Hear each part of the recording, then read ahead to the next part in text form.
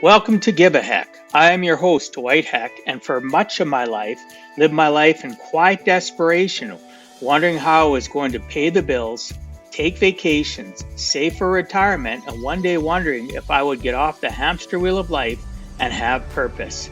A life that most of society lives, which takes us to work, then home, then repeat, and pays us hopefully enough just to survive. The harsh truth that most live with more month than money and have no idea how to live life on purpose, not by accident. This ensures the mass majority are living not just financially broke, however emotionally and mentally as well due to financial pressures. In each episode, I will introduce you to thoughts, ideas, and guests that can help you to learn how you too can live life on purpose, not by accident. Good day and welcome to Give a Heck. On today's show, I welcome Jeff Lavin. Jeff is a high-performance life and business strategist and goes by the Shredneck, which we will leave him to explain why. He is a famous former pro athlete, a world-class snowboarder who has been sponsored by major companies like Monster Energy, PacSun, and Oakley. Jeff is also a surfer, plus a best-selling author with his book, Get Awesome, Above and Beyond, Where Passions Meet Purpose. And he is also an inspirational speaker and brand founder. The most important thing right now to Jeff is that he is an adventurepreneur, creating more what he calls free-range humans. Jeff's goal is to help you find your true north and does this by creating systems to help with charting a navigational direction, as well as recruiting and processes for hiring a crew. Jeff and his team as well run an influencer academy where they share their big three, which are mindset, systems, and processes. Lastly, Jeff and his team offer up Adventurepreneur retreats, which are the opposite of normal masterminds or conferences where you simply sit on your ass. I'd like to welcome you to the show, Jeff. Thanks so much for agreeing to come on and sharing with us some of your life journey. Yeah, Dwight, my pleasure. And I love is we're sitting on a boat and we're talking about that true north right here. I'm looking at that compass right over there. Sweet. On this project that I'm working on. And that's what it's all about, man.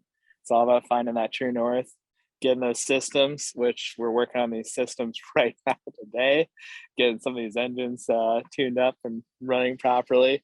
And then processes, got my crew helping me out, doing some of the heavy lifting and totally leveraged, and I'm just enjoying this this journey with this project here.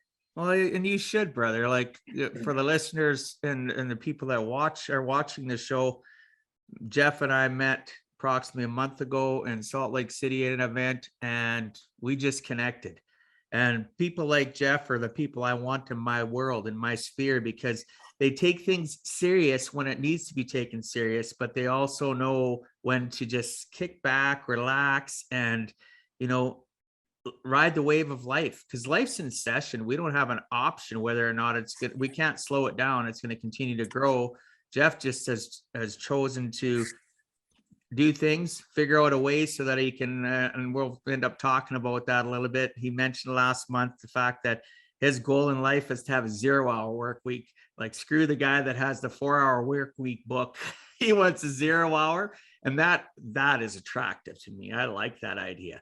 And, the concept isn't that hard. You just got to set up systems and processes. And Jeff's been doing that for a while and continues to level up to ensure that he gets to that point where everybody else does the work and he's just the supervisor. He's the general contractor of his life, where everybody else ensures that things are done.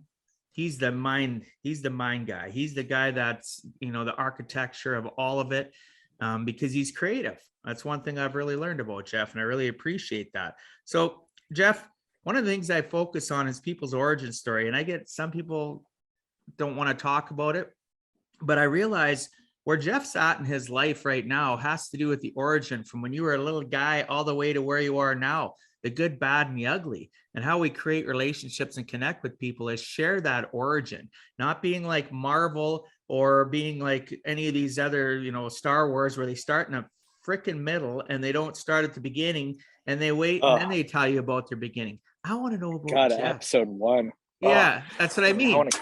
That's the one thing I want to like punch George Lucas for. That's the only Star Wars movie I've ever seen once.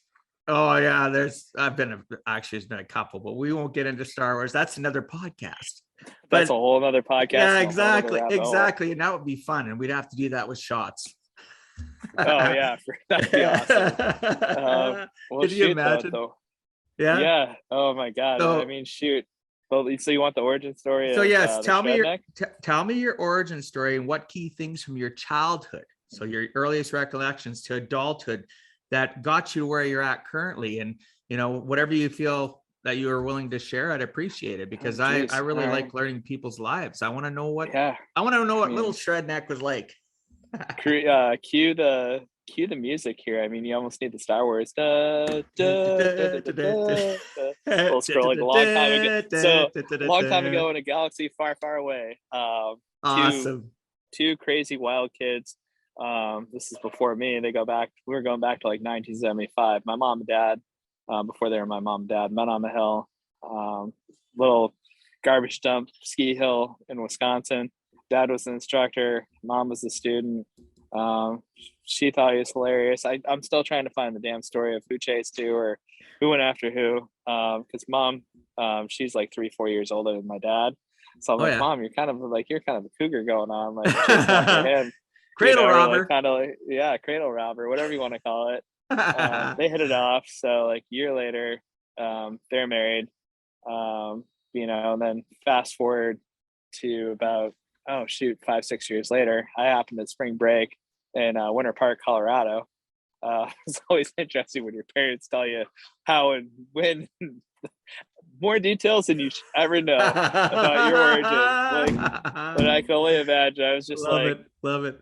They didn't tell me like the places or anything. They said Winter Park, that's where you happened. I was like, okay, cool. Like at least you're not telling me like gondola, hot tub, or something like that. But I'm gonna leave that. Yeah, don't get mom and dad. I don't want to hear the sound effects. Yeah, I'm gonna give you guys a little bit of imagination. Yeah, of course. Just to take a picture of that. 1981. I'm born on the winter solstice, right? And I pretty much came out of the womb with ski boots on, fully developed quads and all that. Not a lot of kids did that. I think from the minute I was born, I was doing this. I think there's a picture of me being 2 minutes old. I'm just like. So for the listeners, he's giving the middle finger salute. Yeah, I mean, shoot, I'll send you the picture of that, because that's one of my favorites. I post that on my birthday. Sweet. Every freaking year, and that's been my attitude the whole time. I mean, I grew up around water sports, boating, water skiing, all the stuff there in the summer. That's what we did in the summer. And 2.5, I was on skis. Like the minute I could walk, I was on skis. Wow. I mean, I was still wearing diapers and like peeing in my boots and stuff like that. Diapers would drip down. And you were skiing already.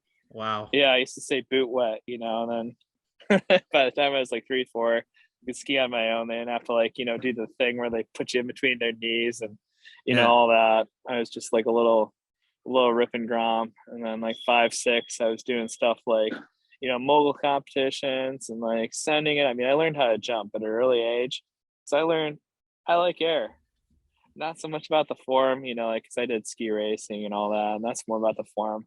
I like to just freaking send it off cliffs, send it off jumps, get as much air as I could. And that was fun. So skiing, I kind of hit this plateau when you do something for 10 years.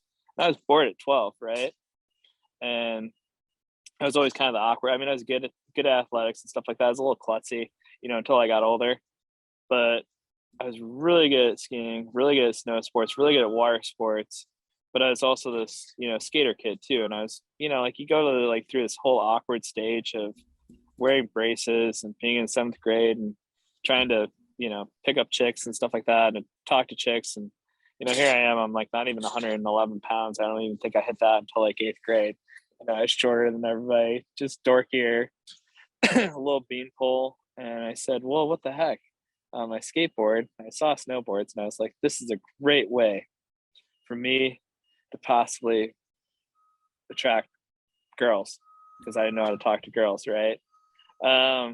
Fast forward, I got really good at snowboarding and not so good at talking to girls. So I mean, I got that'll get you to the X Games, that'll get you to Do Tour, that'll get you to amazing spots, but I still had to figure out that part. I mean, I'm still figuring out that part, to be honest. But it's been a fun journey with that. And then let's see, in my 20s, I got this nickname. So we were talking about that, the Shredneck. Yeah. Definitely got to go down that rabbit hole of that origin. Yeah, absolutely. That was my next question. So you can go right into that if you're ready for it. Yeah, I'll dive into this. All right. Everybody's got to know where that name come up from, because Shredneck. it is so unique. I loved when you told me about it last month. Yeah, so I love taking two words and combining them to stuff, right? Like adventurepreneur, adventure is an entrepreneur. Like take those things and combine it. This one wasn't given to me. This one wasn't, created by me. It was given, right? So here we are. It's 2005 in Breckenridge, Colorado, right? Breckenridge. It's elk season. I get this freaking massive bull, 450 pounds, bag him at like sunrise. I think it was like 5:30, 5:45 in the morning. Bag him, tag him, get him out, and then I go ride. I go snowboard in the freaking park, right? And everybody's got, snowboards. We got like our own cool thing, like I go in my hunting gear, just put on goggles, put on the orange hat, still have like the bloody gloves and like, that's awesome. the real tree pants and stuff like that. And I totally look like, because for some reason, everybody from the southeast of the United States, especially Texas, they all love Colorado. They think mountains, they go to Colorado. So I happen to be in that, and everybody's like, "Oh, who's the Joey? Who's the Gaper? Who's this? Kook?" That's what they call somebody that just doesn't fit in. They're like, "Who's this guy?" Then I go up and I tee off on the jumps, and I do a backside 540, and then I do a cab switch frontside 900 nose grab, and everybody's like, I mean, that was kids warm up with that nowadays, but yeah, those were like some pretty cool things. I mean, we're going back 16 years ago, so those were like kind of the premier cream of the crop stuff. Anyways, so I freaking nail a few more. Then it's like, I go for like a couple hours or so, get probably about 10 laps in, and then a bunch of other dudes riding out. We're all riding down. They're like, "Man, you shred." And then they see this freaking massive rack, like just laying on the bed of my truck, like just laying out on the outside, right? And like a little bit of blood and stuff like that, because I feel dressed the thing and all that. And I was like, they're like, "Oh man, you're gnarly." Like, and I said, "Guys, here's the thing. You guys are cool shit. Just give me your number. Like I can only keep like a few hundred pounds of this, and I'm gonna have way more than that. Like once I get it, once I get it processed, right?" And they're like, "Oh yeah, cool." So text them that. And they're like, awesome, like bring them all their meat and stuff like that. So 1 year later, I come back in my hunting gear, and everybody knows it's me, and they're like, "Oh, the Shredneck's here!" Like, yo, get out of the way, let him take his victory lap, So I end up taking the victory lap. Everybody's like high five me. They're like, yo, awesome. They're just all psyched because for me, it was just, like I'm going to provide myself with, enough meat and stuff like that for the winter. But also was kind of like providing it for the community and like a lot of the people that I kind of became close with just through that, And so you're a guy that you believe in the village mentality, helping out those around you. Yeah, helping out the village, and plus the Shredneck. I mean, like they always saw me like working on my trucks, and I was kind of like, most snowboarders are all about the skater stuff or the skater gear, and I just doing work, building trucks, fishing, hunting. Might have watched NASCAR. According to other people, I mean, it's kind of fun when you're drinking beers or racing or blowing up stuff, shooting guns. All that stuff that like rednecks do. But I was a snowboarder, so Shredneck, I was like, perfect. I'm gonna roll with this for the rest of my life because it's me. Yeah. Shredneck stuff. Like it's well, you're unique, brother. Yeah, and I mean, being true to myself, and it's just one of those things that just kind of stuck, like How important shred is it? How important is it though to be for the listeners and people watching? How important is it to be true to yourself?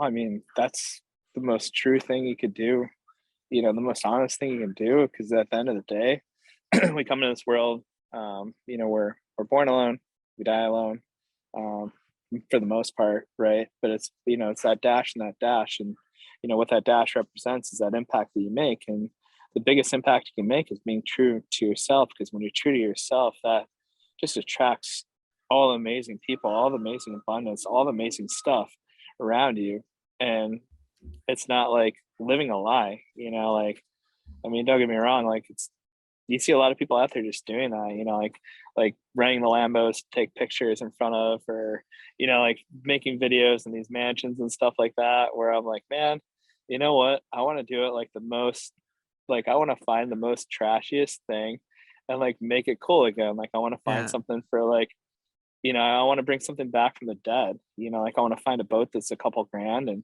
bring it back to its glory and restore it, get it back out there, or like I want to find cars and trucks, like 20-year-old car that's, it's going to be junked. Maybe there's some good parts in that, and I can put that in another car and combine it. And it's classic, it's vintage. You can't find these parts anymore. A 30-year-old car, like Yeah. there's just something to be said about, keeping stuff going, like don't get me wrong, a new car is awesome, but I'm always more impressed by seeing the miles on cars, like somebody that drives a 300,000-mile car. That's a lot of kilometers, a hell of a Yeah. lot of kilometer car, the Yeah. truck. Yeah. I'm like, oh, dude, I'm going to have way bigger conversation than somebody that just bought a car off the lot. I'm like, man, how did you get it that far? That's so cool. Like, what do you have to do? Did you have to change the transmission? How's the front end? I mean, just the interesting stuff Well, about it, it's because unique. It's unique yeah, because the person that goes buys something new, that's not unique, because so many other people have that opportunity to take that's an easy way. No offense to the people that buy new. I've had new, but the person you're talking about is unique. They got a it's the story. miles. Story It's the connects miles. us. Yeah. It's the miles that make the man. Yeah. And Yeah. that's the fun part. I mean, heck, shoot, it's miles to make the man, and I'm restoring this old vessel right here. We're hanging out in the boatyard. Yeah. So tell the listeners a little bit what you're doing before we go forward. So I picked up this sweet 1972 Uniflight, Mer Mistress, inner form of glory. Had to leave the marina like within a couple of days. Got it for a steal. Like pretty much stole it. Like it should be illegal, because this thing is, it's worth easy. Like just add another zero on it, right? So what we're doing with this is we're doing a full restoration. So I'm going to jump down here. I'm going to tell you more what we're doing with this, because hold on, gotta get off the fly bridge. Just make sure you keep it very verbal too, because not everybody's going to watch this. There'll be not everybody's listening. watching it, but yeah. So some people will be driving in their car right now listening to us. We're redoing the engines. We're just rewiring some stuff, making sure these engines haven't ran in like 5 to 7 years, right? So we got those things up and running again. So we're going through those systems, making sure they're running, making sure everything's good, right? But in order to have engines, right, here's the big thing. You got to be able to float, right? Because a boat that doesn't float isn't good. So we went through and we did what's called through hulls, right? Through hulls are all the spots, like a bilge pump, anything that flows from the boat in or out of the boat is called a through hull, right? Yep. So we redid that, and look at this. Got fresh bottom paint on her. All the shafts have been repacked. Stuff's been glassed over. For the listeners, it looks pretty sharp, man, because I've seen some pictures. Jeff, if you follow Jeff, you should follow him on like Instagram for sure. That's where he's more engaged. He's been posting pictures on the journey of him doing this boat. So when Jeff talks about the fact that he takes stuff and that's everybody else would throw to the junkyard and restores and wants to give it a new life, he's serious. He ain't full of crap. He's a real deal, right? So yeah, and she's gorgeous. I mean, this thing is going to be great. And then found a buyer for it like immediately after getting it, just because I was bored. Yeah, I mean, it's find a buyer, get it up and going, And, now all of a sudden I've taken a hobby and I've turned it into a business. Another side hustle. Another side hustle, another hobby. Yeah. Another thing. And I mean, like, we already have the next vessel that we're going to restore. I have a 36-foot Islander, beautiful sailboat, driving out to Prescott, Arizona. We're going to swoop that thing up as soon as as soon as the papers get signed with this, and then we're splashing her down in the water. So sweet. Yeah, but for people that are listening, you may not be able to hear it in Jeff's tone, but I can see it in his face. He's excited. That's what life's about. It's finding those things that can keep you driven and excited to where you wake up in the morning, you're not going, oh crap, another day. You're like, yeah, another day. I get to do more exciting, crazy shit. So, that's important. So one of the things one of the things I wanted to ask you about too, back into your pro athlete and, world-class snowboarder. You had all those sponsorships I talked about in your intro, and the Monster, the Paxton, the Oakley.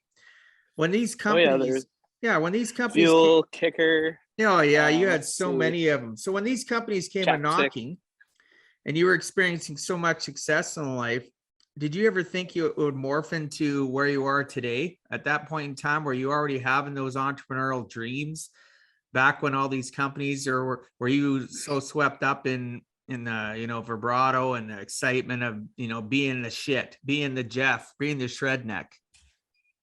I mean, there's a little bit, right? But I always kind of planned this stage of my life, even before being able to experience the pipe dream of being a, professional athlete. I always kind of saw myself as being my own boss, right? Of doing my own thing. And I pictured that from like 14 to, onward, right? Just always running my own companies, always doing my own thing, right? And then, I did get caught up in the whole bravado for maybe a few months or something like that. Just when stuff starts happening, you got to enjoy that moment. You got to just take that time and relish it. I mean, you're only going to be sometimes you're only, you're at the top of the game. You don't know how long that's going to last as, being the best, that could end tomorrow. So being the best, heck yeah. I mean, I relished that for 3 months or something like that, and then I kind of got back in my head, got back into the humbleness and ate the humble pie, said, you know what, it's not forever. Enjoy it, but stay humble. Because nobody good. I mean, if you're winning, you're doing stuff, you got all this awesome stuff, awesome. But unless you're like Michael Jordan or Shaun White or something like that, it works for them. But for me, it didn't work for me.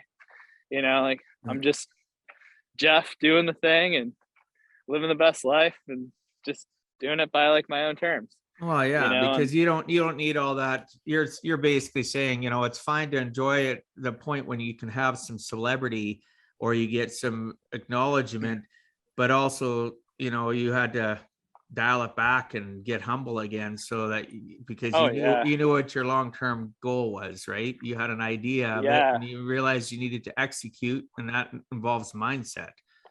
Oh yeah, and that whole problem too of all of a sudden you can't meet girls, you can't chase girls. When you're at the top of your game, guess what? They all chase after you at some point, right? Yeah. That's when you got to realize that those probably aren't the right ones. I mean, live it up a little bit, but well, they're you look at all these bands and stuff, and you got these band-aids, you got all these girls, or not such, and it works both ways. I know it does, but again, you're right, they aren't necessarily the girl that's going to be long term with you. They're just looking for the party, they're looking for the a little bit of excitement. Won't get into details, but that's fun it's fun to have that ride. We'll just leave it at that. It's fun to have that ride, but it's time to sometimes it's good to just coast and enjoy life and think about, where do I want to go long term? That person was only meant to be in my life for a hiccup, right? A little blip And now I need to find my tribe. I need to find those people that are going to that can resonate with forever. So I wanted to talk about your book. You're a best-selling author of Get Awesome Above and Beyond, Where Passions Meet Purpose. Tell me the journey. Tell the listeners the journey for you to get that book published, and what can a person learn from it? Like, where does it tie into your origin and where you went, the journey you went on? Is there tied directly to that, or is it just something that you decided to sit down and write one day? It's something I've been doing or thinking about for a while, right? And every now and then you're going to have somebody, and this kind of goes way back, because I mean, in order to write a book, you got to have a reason why to write a book, right? And there's got to be something, somebody, some type of stimulus that makes you say, hey, maybe I should, maybe I could, why don't I do this? So that happened in October of 2019.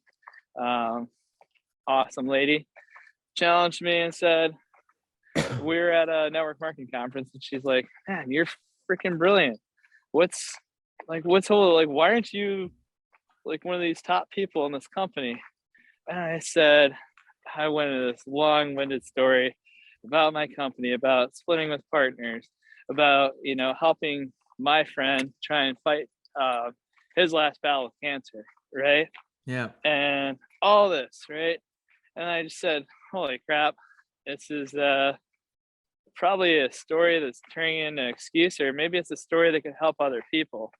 I didn't know what the challenge was, or what the questions are, but sometimes going down that rabbit hole, and I mean, it took me 2 weeks, and then all of a sudden I was out of the shower, like one day, hanging out back at a buddy's house after hitting the gym in Wisconsin. It hit me. Said, why don't you? I've got such great life experiences.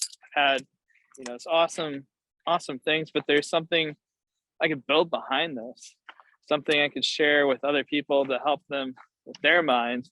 Because, I mean, to be at the top of the game, there's so many things that'll screw with your mind. And why couldn't I just take this and take everything that I've learned, one, as an athlete, what it takes to get to the top, two, as an entrepreneur, businessman, what it takes to get to the top, as all that. I mean, it's all a framework. It's all stuff people could use. So I said, all right, let's do this. Got in touch with a pretty awesome publisher, Chris at Game Changer. Got a shout out to her because she really helped me put this together. And actually, the process is really simple, a lot more simple than you think. What they don't tell you is a lot of these guys, how they can crank out so many books per year, like the Grant Cardones, the John Maxwell's, etc. Yeah, they do have ghostwriters and they do have people in there, but a lot of times what they're doing is they're cutting the Audible on the front end and then putting the book on the back end and transcribing the Audible into text and then editing that text. That's why, look at a lot of these people, a lot of these thought leaders out there, are they reading their Audible verbatim? I'll take that bet. And most of the time, I'm going to say 90% of the time, probably not. They're probably not reading that verbatim, right? So well, that makes sense, because even with my book that came out this year, it was the same thing. That I used a publisher, friend of mine, Mike Follett, and it's the same thing. It started out with conversations, Zoom calls. He asked me questions, and you're so right. It was the Audible of what I wanted to get across in a book, and then it was transcribed. And then they sent me the transcription, and I fixed and put it into who I am and the way I speak, right? More accurately than the person that transcribed it. So that makes sense. Yeah. That's so true. It is an Audible to transcription. So, listeners, he isn't wrong, right? Yeah. That's why so many people struggle putting out books, because they sit down in front of their computer and they try typing it out, and then they lose drive, because it's hard to put passion to your fingertips. Yeah, unless you're Stephen King or somebody else out there, maybe John Maxwell writes his own book still or something. But a lot of times you're leveraging the people around you. You have a really good, solid team and solid creatives. You know, like you build out your table of contents, you build out your end goal. And the big thing with a lot of books, I was talking to somebody that wanted to create a book about, you know, holistic health and all that. I said, what's the call to action for it? Like, what, I mean, like, yeah, you're writing a book, but like, what do you want out of it? Like, you got to look at it as like a marketer. Like, where's that going to drive people? Are you trying to drive people to get like more speaking engagements? Are you trying to get more clients? Like, what are you building with like a funnel with that? How are you going to get people into the next thing into your program? I mean, that's what a book does. It's just a bigger form of social proof. And, you know, when you show up in that Google Knowledge panel, It's a giant author, business card. It's a giant billboard on the side of the road. yeah. Plus it gets you into Google Knowledge panel and, you know, all that other good social proof that you need. And heck yeah, I mean, it's a giant business card on the side of the road. It's a modern day thing. Plus, Yeah, of course. being a published author. I mean, shoot, I'm working on my second one right now. Oh, are you? Adventurepreneur. Yeah. Oh, that's We're cool, talking about man. the what and the hows of making multiple streams into dreams. That's awesome. I like that. Multiple streams into dreams. That is good. I wanna steal that. I'll steal it. You know? Everything I do, all the bullet points I do rhyme, and I do it without knowing. Should have been a rapper. Woulda, coulda, shoulda. You know what? Could. For those that are listening, go jump on YouTube and watch this, because Jeff is the most unique character I've met in years, and he isn't lying when he says that, you know, he should have been a rapper. Because now when I look at him, I think he would be a wicked rapper. Especially listeners, listen to this. A month ago, so we're in Sandy, Utah, and Jeff's one of the speakers, and Jeff comes out in a t-shirt, border shorts, and flip-flops. And why did Jeff do that? Because if you can't hear and get the message and look past the facade of what people do, which is normally wearing business clothes, then you know what? He doesn't want to help you anyway. You're not part of his tribe. Whereas I mean, I appreciate that. I came out with a sport coat. Yes, sorry, you did. Yes, he did. Yeah. He did apologize. He came out in a sport coat, but that's quickly got taken off and tossed in a chair. It was ungodly hot in there too. Like, that's the other thing. I was like, oh my God, thank goodness I'm wearing board shorts, because I was sweating up there in those. And I'm like, yeah, and we got running down my back. We got to see your sexy knees. It was quite the mind-blowing experience. Yeah. And I mean, if you can do that, give presentations on that whole thing. I mean, I used to think speaking and all that. I had one mentor where he was kind of like old school, you know, like guy's gotta be like in his 70s. He's like, always wear nice, always dress the part, always dress like $1 million, dress like how you want to be. Like, people perceive that, and like dress professional, do this, do that, you know, kind of like telling me to just not show up unapologetically as myself. And then I started kind of like moving away from him and just kind of doing my own thing. And we kind of, you know, I split with him just because we had a fundamental disagreement. Like, you're building your tribe. You're building the people that you want to be with the rest of your life, whether it's once a year, like you and I. If we see each other once a year, you're still, you know, I'm honored to be part of your community, because we can be like-minded and we can talk a certain way, and when we need to slay it and be business people, we can be that. But how we dress shouldn't matter. It shouldn't matter. It's what's between our 6 inches between our ears, right? Yeah, and wear clothes. You know, I mean, wear clothes. Just wear clothes. That's one thing I say. You know, show up with clothes. You know, like nobody wants to see my keg. Nobody wants to see my keg. Sleeves are optional. You know, like I tell people, I'm dressing up. If I'm wearing sleeves these days, that's when take me serious, because holy crap, he's got sleeves on, man, watch out. I gotta wear long shirts because it's like 8 Fahrenheit here. Oh yeah. Winter here, right? I'm in Edmonton, Canada, right? You remember where I'm from, Alberta. Oh yeah, gets cold up there. I mean, shoot, it's ungodly warm here right now.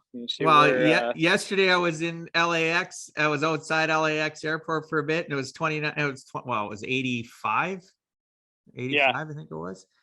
Right. LA. So yeah, because that was a switch over for me to come back.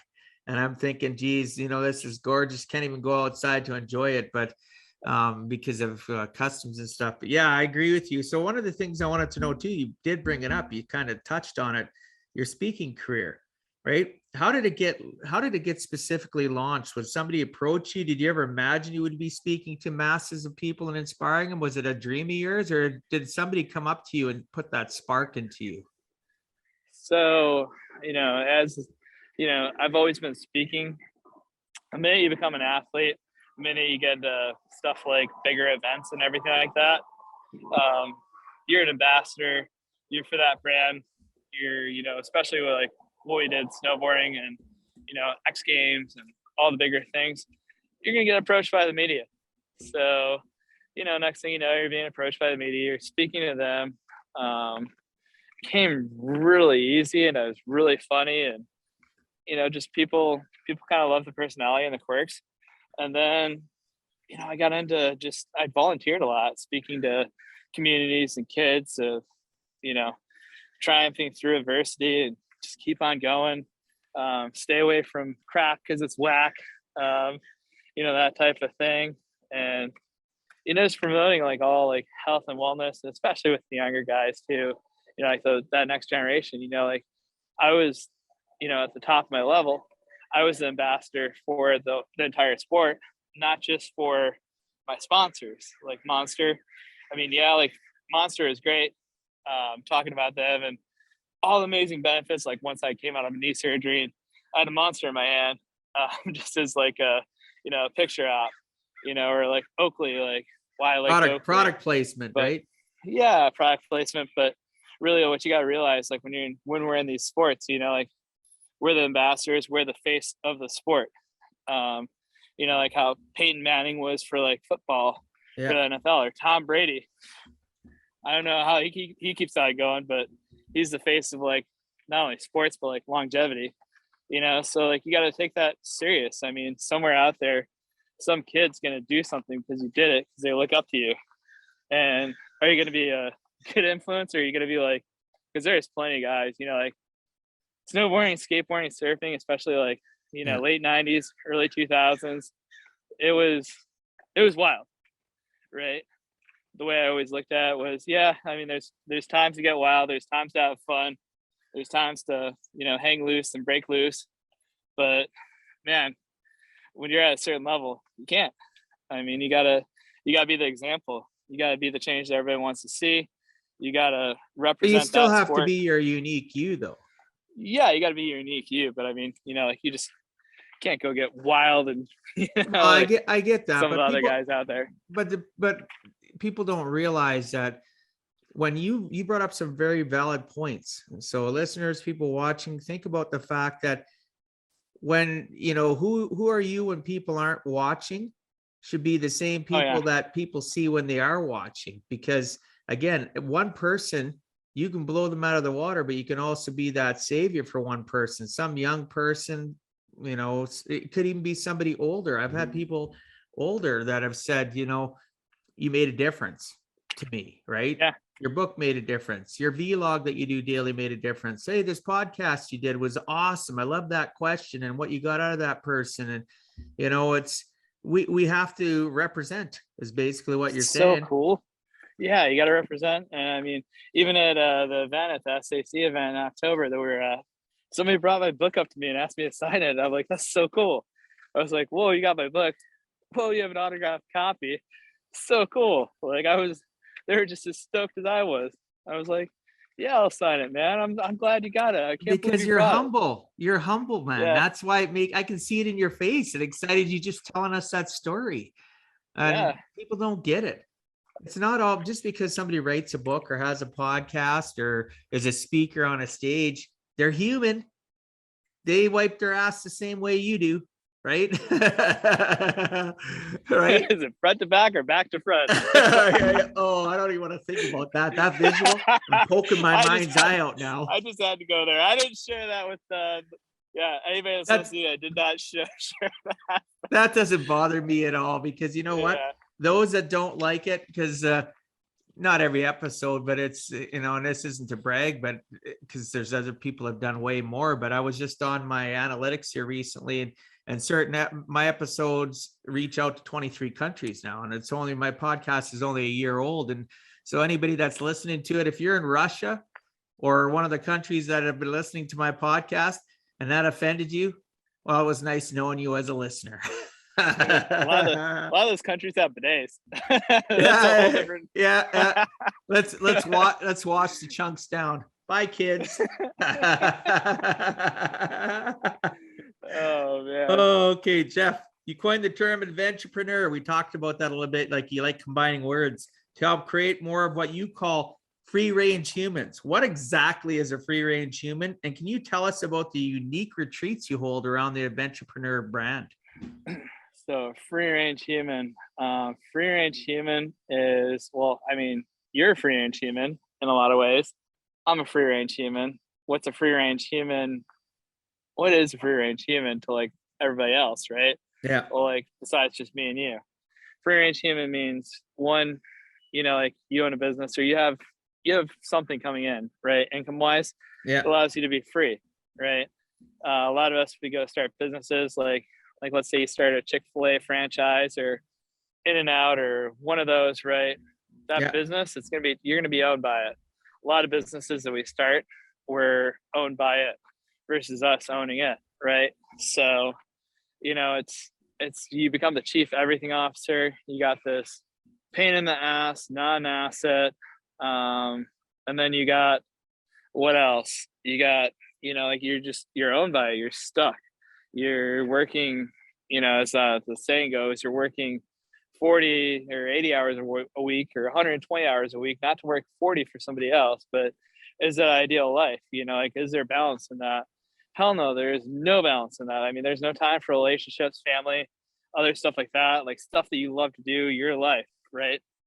And I'm a big, I like how Europe does it, where they work like 25 or 32 hours a week, like that's their max. But, like there's a 4-hour work week. I was a big fan of, that. And then I said, well, what about the no hour work week? Is that possible to get there? Like, how do I get there? How do I create that? And don't get me wrong, like I'm out here working on boats and stuff like that, going for walks. I still do stuff. But I do it because I want to, not because I have to. I do it from a position of abundance versus scarcity. So being a free range human allows you to be free because you have income streams paying for your dreams, right? And it's not about having that Lambo or having that, $1 million, $1 trillion yacht or all that stuff, right? It's, debt free is the new millionaire. It's just being free to go where you want, when you want, with whoever you want, and having a lot of fun. And, the more you grow and the more like you get into these types of things, or, the more you grow as a entrepreneur person, something like that, it gets lonelier and lonelier and lonelier, right? So it was kind of my goal to create a cool community. And don't get me wrong, I love masterminds. I love stuff like that. I love personal development. I love professional development. But I'm standing out here walking around on, like one of my trails before I go surf, doing my morning thing. You know what I don't want to do? Sit in another conference room. Sit in another conference room with those fluorescent lights, look at another overhead. Like, I don't want anything that feels remotely like school.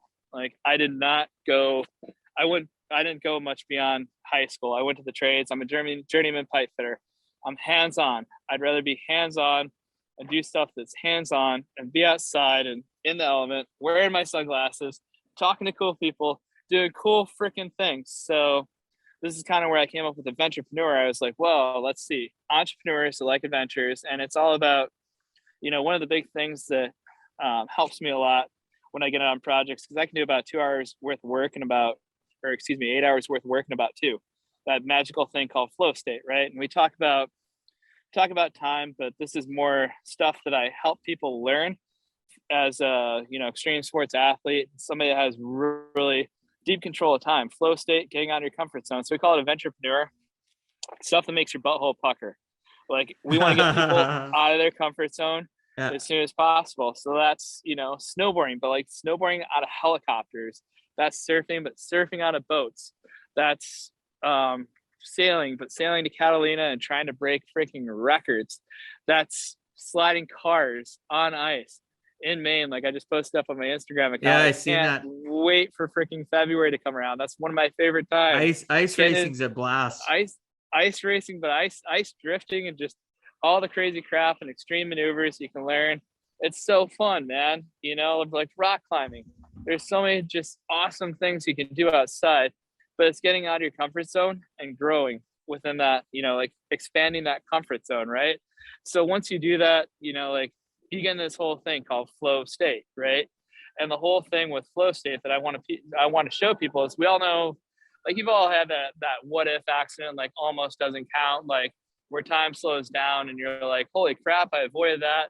That 2 seconds felt like 20 minutes or 2 hours or something like that. That's slow down to speed up. We've all felt that, right? But here's a magical thing that I learned as an athlete: speed up to slow down.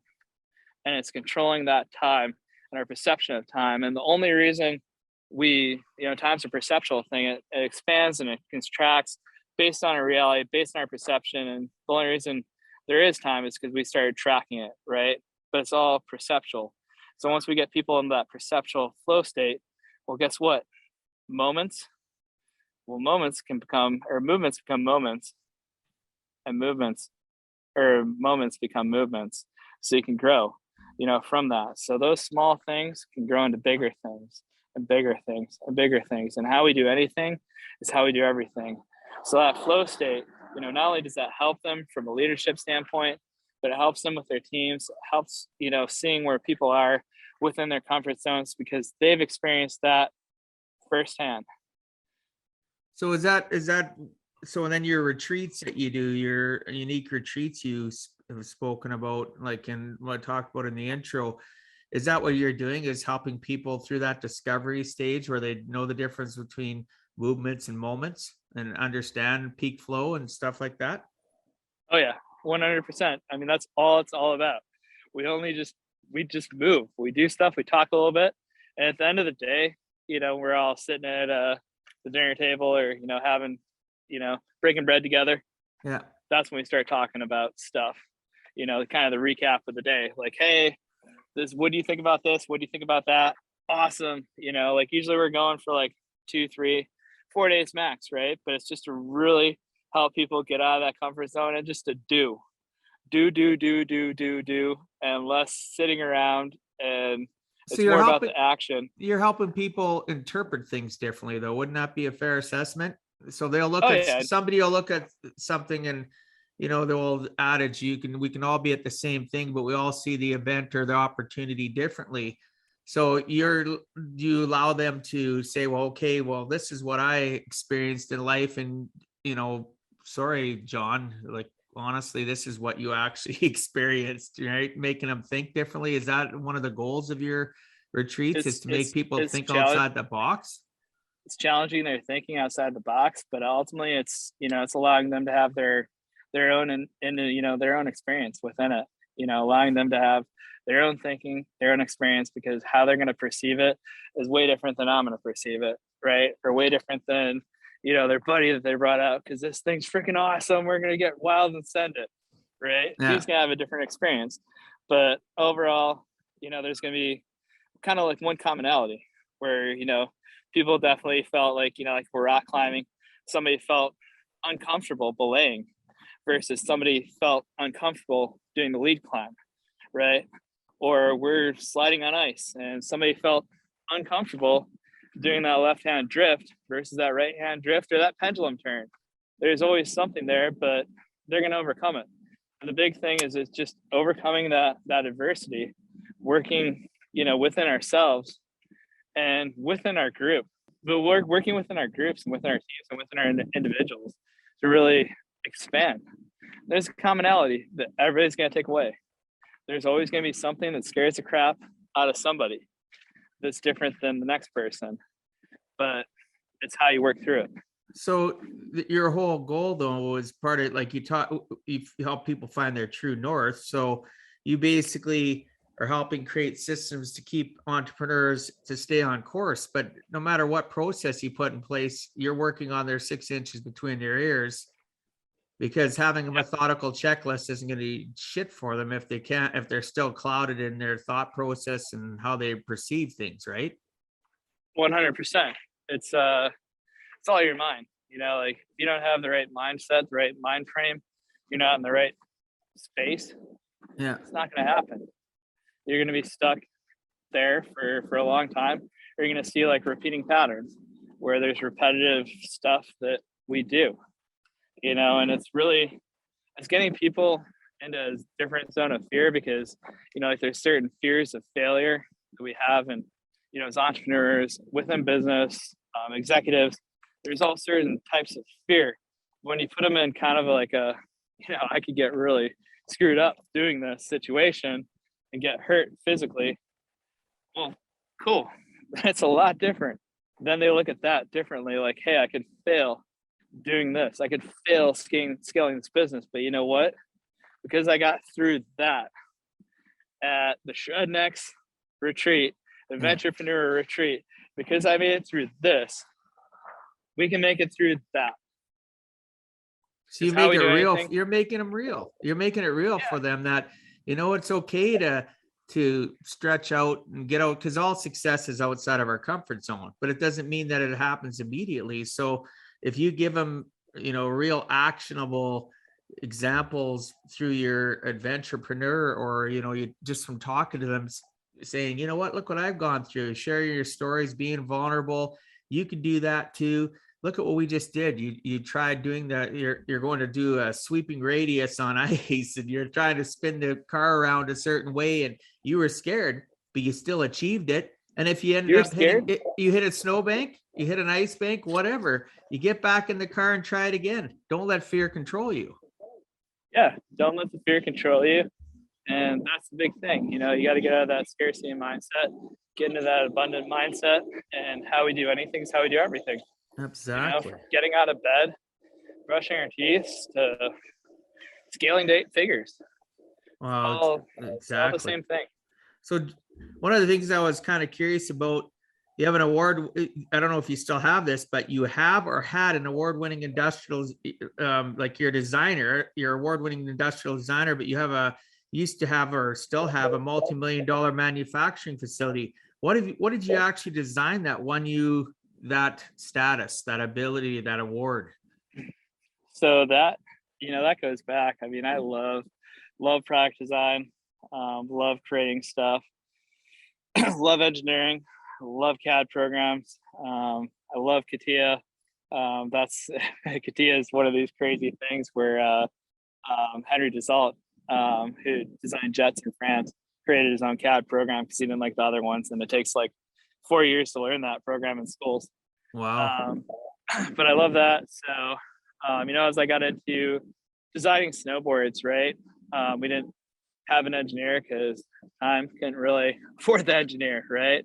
And I said, well, what the heck? I used to play with CAD way back when, Bell CAD in the 80s, because, I think we go back 5-6 generations. Everybody on my dad's side of the family, they're engineers, civil, mechanical, naval architects, you name it, everybody besides me. But I learned how to use CAD, and I learned how to pick that up pretty quick. What we had a theoretical process that we started proving and started experimenting with. We had this composite, right? Because a lot of snowboards are made with fiberglass. Fiberglass is acrylic, and anytime you flex a ear, that's little shatters, right? Yeah.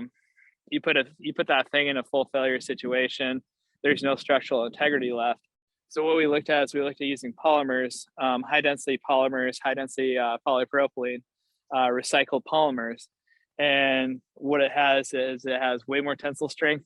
Full failure situations, it retains about 80% of structural integrity.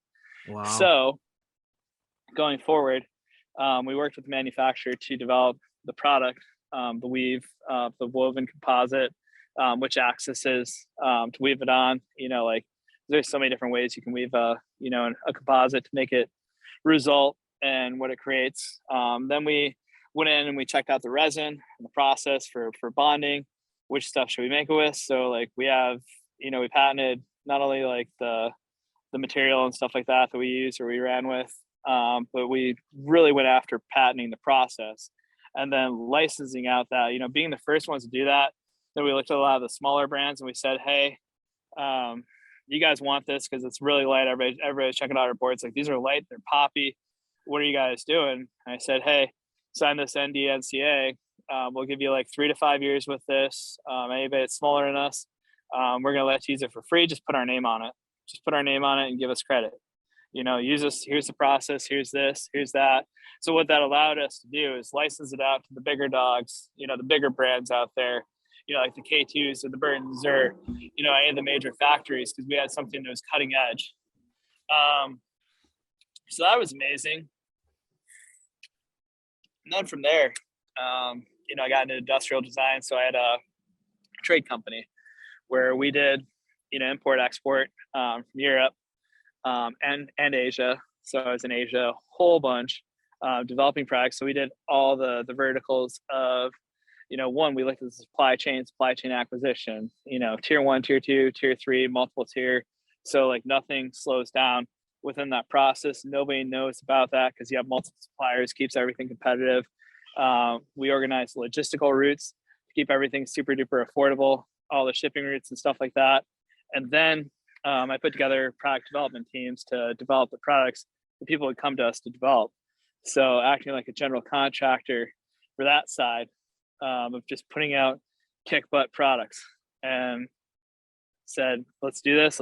We had a really awesome system and process with that. And it was fun helping a lot of people just make their dreams into reality. Same way I did. Are you still quite involved with it? Nope. I had a nice exit in 2017. Good for you. Mr. Trump started taxing it, and then we were acquired by competition. So I saw the writing on the wall, and I said, you know what, I can get out. And I wasn't trying to get out within 3 years, but 3 or 4 years is like more like a 5 to 6. But I said, you know what, time to get out while the getting's good. That's the one thing I look at some businesses. Do we scale them, and do we scale them to exit? Like a spec house. Like you're going to build a house. Are you going to keep that house? If you're a contractor, no, you're going to build that house and you're going to sell it. Same thing I do with like a lot of businesses too. Like build it, set up the systems, the processes, the human capital. Have the certain amount of revenue, stuff like that. All the things you want to do to set it up to scale to exit.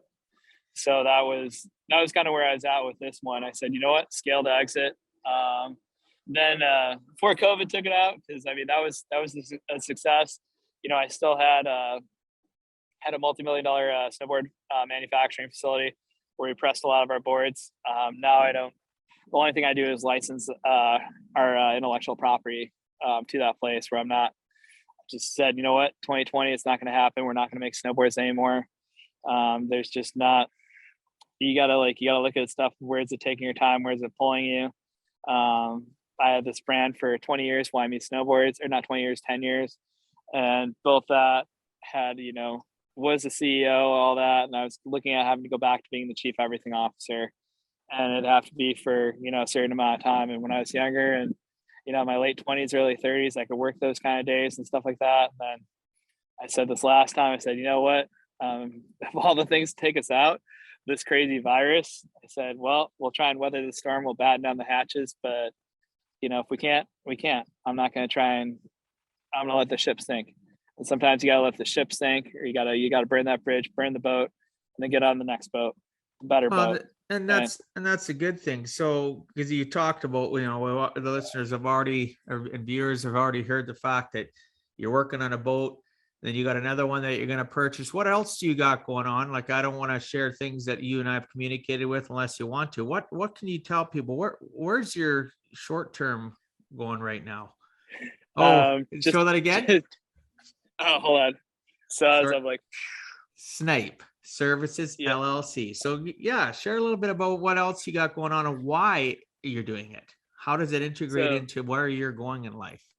So Snipe, I like a lot of mechanical projects and stuff like that. And here's the thing: you can always buy revenue, right?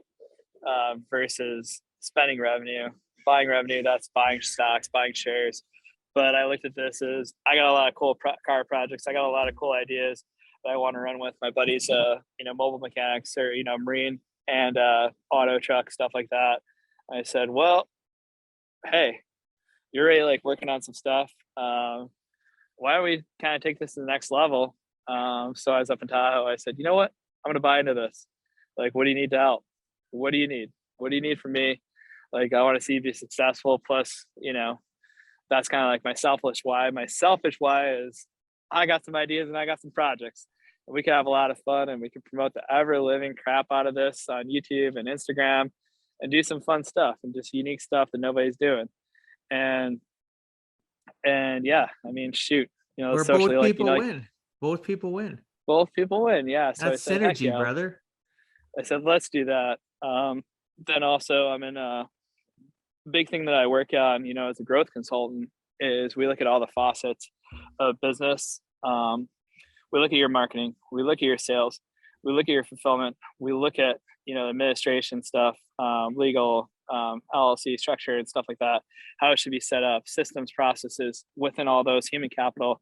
And then we do risk mitigation, disaster management, then we diversify. So within that, because there's going to be a lot more crazy stuff happening. And this has been within the last 6 to 7 months that I really started focusing on the financial side because it's so key. I mean, businesses fail because they're underfunded and they're undercapitalized. And it's like, like you have a artery, like you rupture your renal artery or femoral artery, one of those, you're going to bleed out and you're bleeding out capital. And once that capital is all gone, you can't move anymore. You're dead in the water. So one thing that we're doing is we're doing all the assessment. Like, what's the risk? How can we minimize the risk? What's the risk look like for this business? Disaster, like what are forecasted disasters ahead of time? What can we put into positive cash flowing assets to cover the entire overhead of that business? So nobody has a snowboard brand like me that has to go under because of COVID-19. That business can run essentially in the red, like a lot of businesses do. A lot of the bigger ones do, so they can collect data and not be afraid of failing and go to scaling.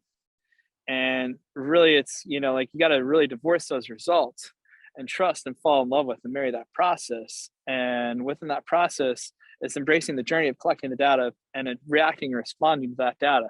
And that's the key thing. Like, you look at Amazon, what's Amazon's main sales point? What do they sell the most of? It'll blow your mind. Amazon's main source of revenue is they sell their data. Nobody would ever think of that, but it's crazy. And then you look at, looking at like all the different companies that, the way they kind of invest and stuff like that. And like the bigger ones, they have trading floors.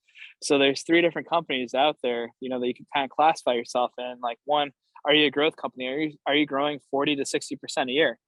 Are you a value-based company at 2 to 10% a year? Growth-based company example would be like Netflix when they're sending out all the DVDs, or maybe, value-based company could be Disney, right? But how did Disney go to growth again? As they bought out Marvel and Star Wars and they hit a growth stage. And then you have your mission-based speculative companies out there, but nobody falls into more than one of the, there's only one of those categories, but you can still be a mission-based speculative company and you can invest your profits into growth companies. Or the big thing is taking a mission-based or speculative company, taking it into growth stage, because that's when you make your maximum profits out of that. Well, yeah, you're like the Allspark. You're becoming their energy source, and they can tap into it, and you take them where they never thought they could go. They may have had a belief system and thought, or like a little spark of belief, but they didn't have the drive or the incentive or the right processes to get there. So you're like their energy source, taking them into growth. So that's exciting. Yeah, that's what it's all about, and taking them into that. And then, they want to scale. They want to be at a certain point. But we look at the end goal, and then we work backwards from the end goal. What's your end goal? Is your end goal scale to exit? Is your end goal to scale to, hit a certain point? Like, you want to hit 10 million, because X, Y, and Z. So every business, everything, every goal is individual to the, to the individual or towards the business. So helping people just get to where they want to be and being those free range humans. It's one of my favorite things to do. Oh, yeah. And it's exciting. not just, like people have asked me to be like a marketer for them, but like I know it, I know good marketing, but it's more or less being the general contractor and putting all those people around it, the same way you build a house, you know what your wheelhouse is, and you're going to stay in there, and there's nothing wrong with that. Right. And once in a while, you're going to venture out of that wheelhouse to experience something new, but then you're going to find the expert in that other wheelhouse, and you're going to be the person that, directs them. Like you said, the general contractor.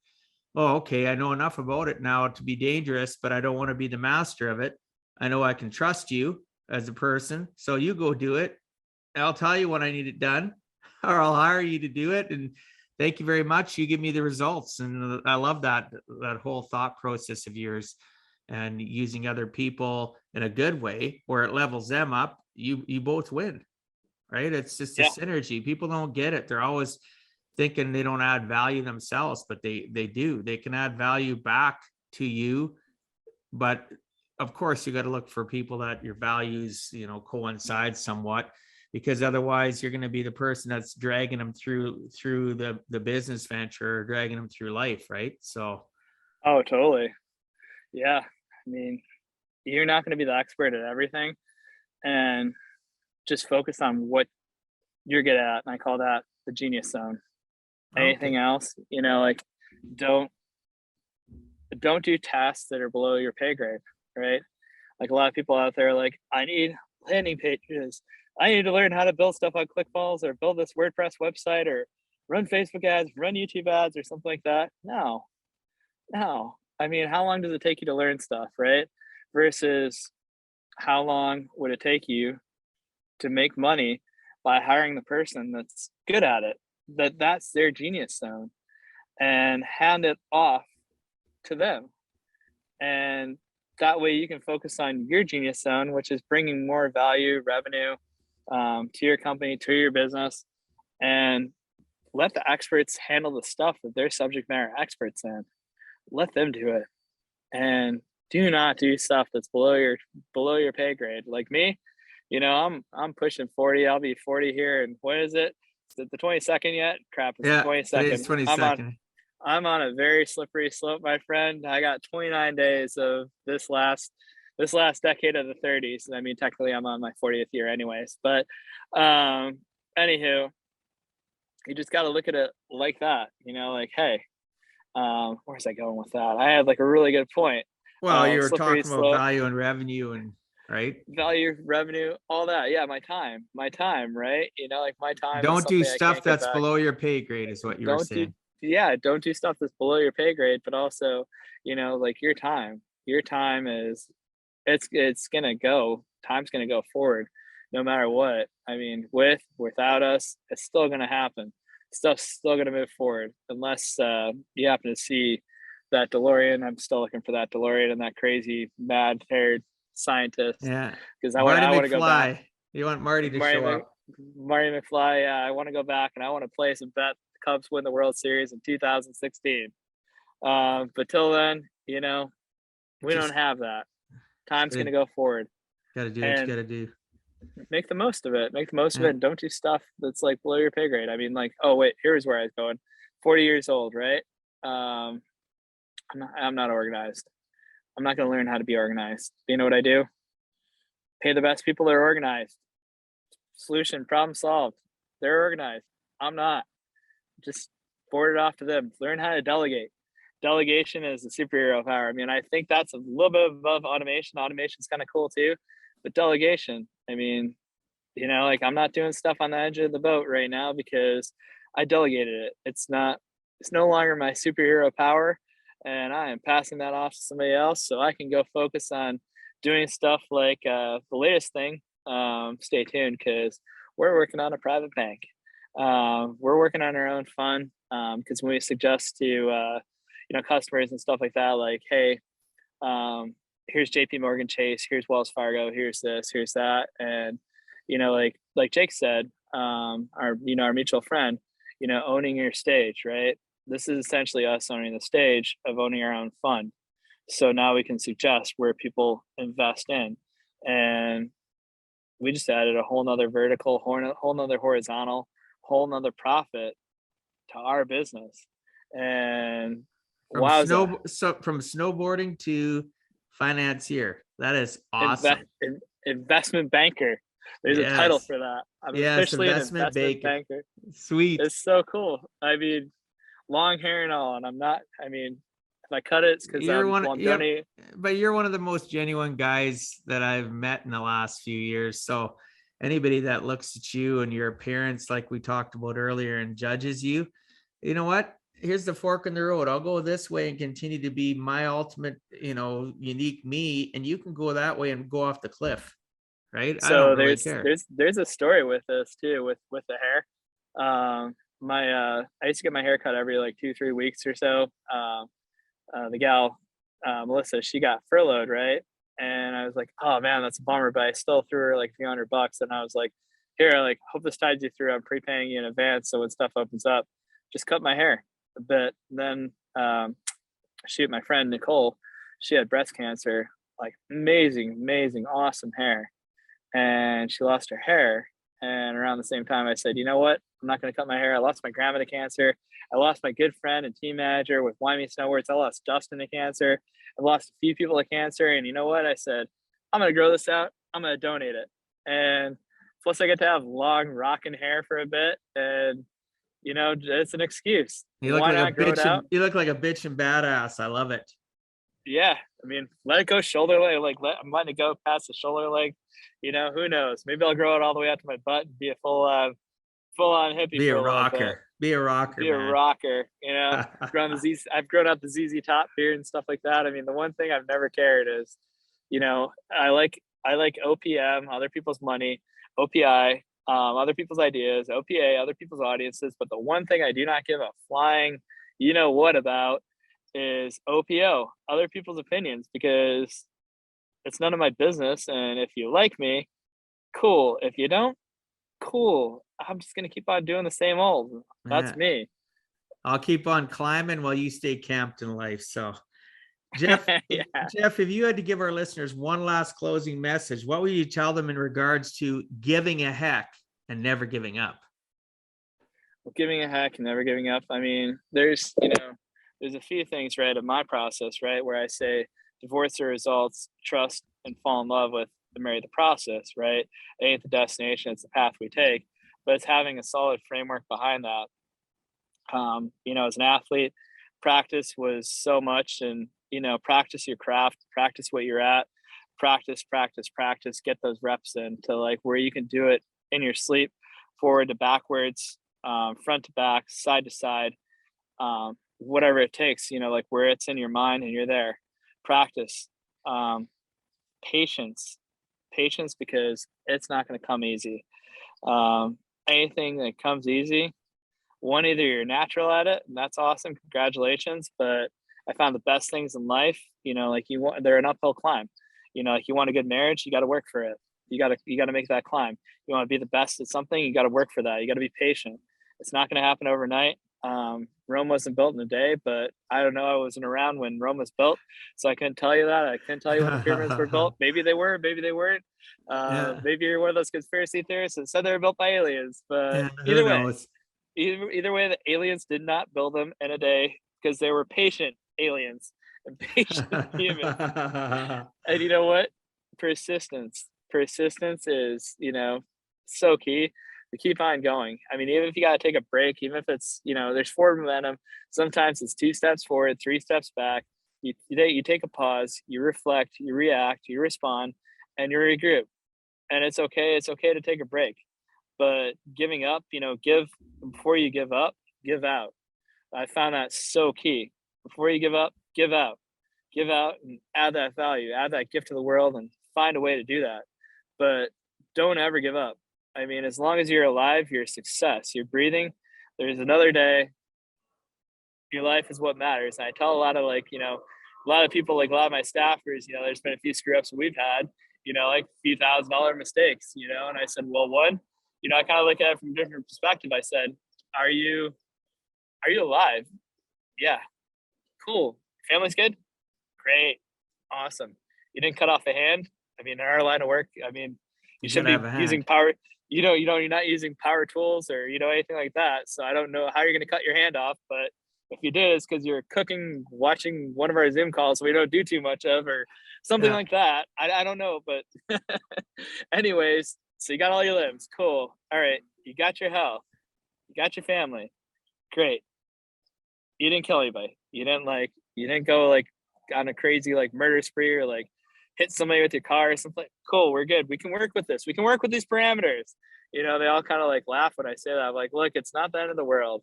You know, we can work through it. We can work by it. It's okay.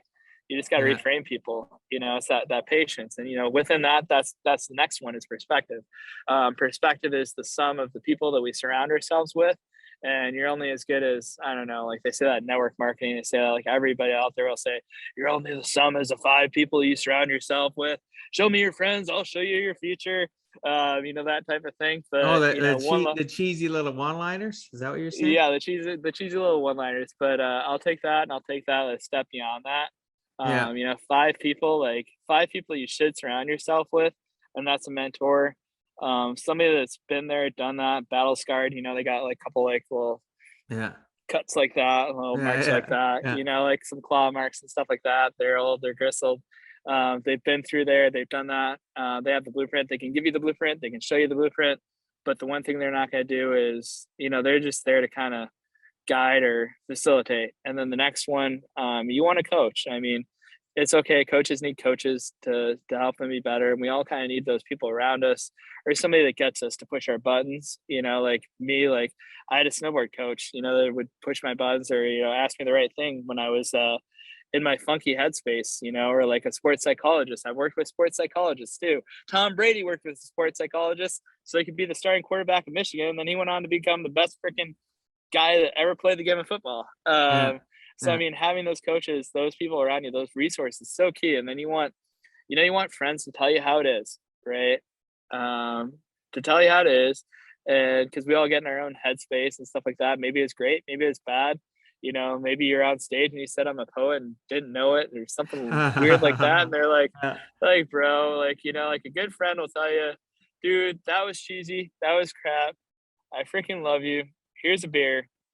You'll nail it next time. Because not everybody's going to win everything unless you're Tom Brady or Sean White or one of those. And even they know behind the scenes, even they have their struggles, right? Yeah. So. And then, you know, and then like the cheerleaders, the people that cheer you on no matter what. You know, like we all need enough. We don't have enough positive energy around us, and surround yourself with more positive people. You know, and you got to look at, you know, the story of the crab. You know, like when I'm out there crab fishing or something like that. You know, you always got to keep like one freaking, you got to keep a lid on it when there's one in there. But anytime there's more than one, another one tries, you know, any one of them tries to get out, another one's going to pull it down. And you got to look at who are the crabs in your life, who are the people that are giving you a hand up versus who are the people that are giving you a hand down. And the naysayers, unsubscribe to them, just push that button right there, unsubscribe to them, and the naysayers right there. You know, subscribe to them, surround yourself with that, surround yourself with more positive people. And and you know what, you'll give a good life. Just follow that pattern over and over again. Live a good life. And, you know, some people will look at things and, you know, see the way they are and ask why. And what I dare, you know, all of you as listeners to do is dream things that never were and say, why not? Yeah, exactly. So our time is almost up. I want to respect our listeners and your time. What's the best way for people to reach you, my friend? Well, you can go to jefflavin.net. You can find me on all the amazing social media forums out there. Instagram, Pinterest, YouTube, LinkedIn, Twitter, Facebook, Facebook groups, My Network, Discord, all that, text message. Wow. Let's see. Got lots of everything places, out there in my book. Google, but you know what? It's like peeing in the shower. It all goes down the same drains and all ends up back to my phone. So wherever it's, don't pee in the shower, but it's just if it's your shower, who cares? Yeah, do whatever you want to do. Just don't pee in my shower. Anyways, but you know, I'm just saying, wherever you're comfortable, you know, whichever one you want to like reach out on, awesome. I'm there to meet you where you're at. I appreciate that, brother. So thanks so much for being on Give a Heck, Jeff. I appreciate your time and sharing some of your experiences so that others too can learn it is never too late to give a heck.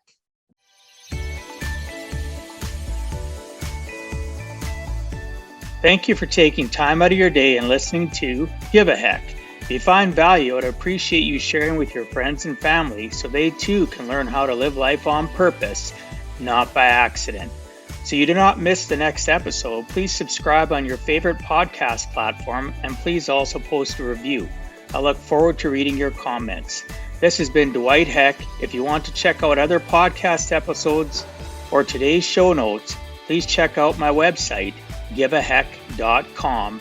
And until next time, together let us all strive to give a heck.